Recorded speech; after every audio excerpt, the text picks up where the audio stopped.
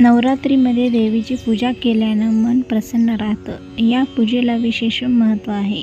ही पूजा आणि व्रत करताना काही गोष्टींची काळजी घ्यायला हवी. नवरात्र म्हणजे देवीचा जागर, शक्तीची पूजा. या पूजेसाठी संयम, जिद्द आणि मनःशांती आवश्यक असते.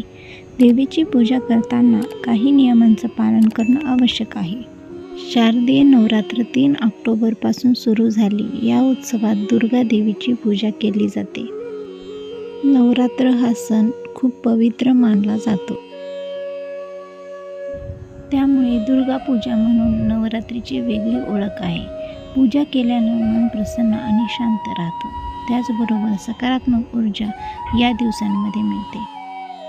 सुख, समृद्धी, धन आणि मनाची शांती प्राप्त करण्यासाठी मंदिरात अथवा घरांमध्ये दुर्गा देवीची पूजा करून तिला प्रसन्न केलं जातं. घटस्थापने दिवशी घरी कलश आणि नारळ ठेवून त्याची मनोभावे पूजा केली जाते. या दिवशी उपवासही केला जातो. घरात देवीसमोर अखंड दिवा तेवत ठेवला जातो. त्यामुळे घरात सकारात्मक ऊर्जा आणि प्रसन्न वातावरण राहतं. एवढेच नाही तर काही जण 9 दिवस पायामध्ये चप्पलही घालत नाहीत. या दरम्यान दुर्गा देवीचा उपवास करत असताना काही नियम पाळणं आवश्यक आहे. दुर्गेची पूजा करताना कोणत्या गोष्टींचं पालन करायला हवं हे जाणून घेऊ. नवरात्रात मांसाहार करू नये. याशिवाय लसूण आणि कांदा खाऊ नये. लसूण आणि कांद्याचा वापर नैवेद्यातील जेवणात करू नये. मद्यसेवन टाळावं. नवरात्रामध्ये व्रत करणाऱ्या व्यक्तीने चामड्याच्या चपला किंवा वस्तू वापरू नयेत. बेल्ट, पर्स, बॅग, चप्पल, शूज यासारख्या इतर गोष्टी वापरणं शक्यतो टाळावं.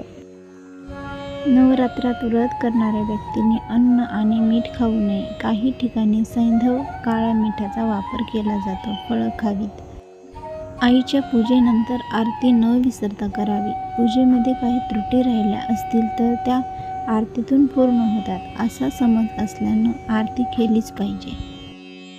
आरती करताना धूप लावावा. त्यामुळे वातावरण प्रसन्न राहतं. घरातील किडे, डास पळून जातात.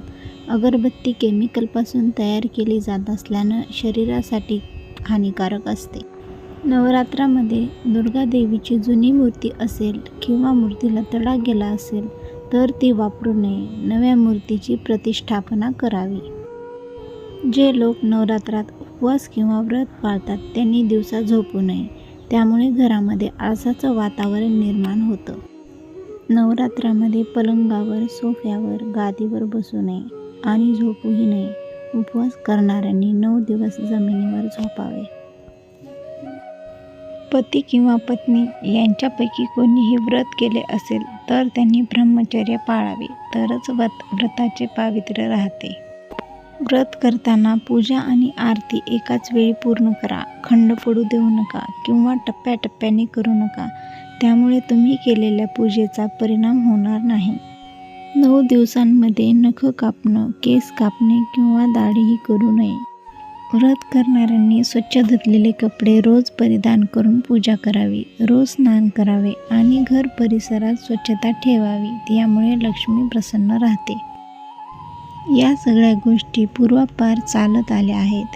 त्या पाळाव्या किंवा नाही किंवा त्याबाबत अनेक वेगवेगळी मतं आहेत. जो मनोभावे पूजा करतो तो आपल्या परीने हे व्रत पाळण्याचा प्रयत्न करतो. मात्र देवीचे मनोभावे पूजा करणं हेही एक व्रतच आहे.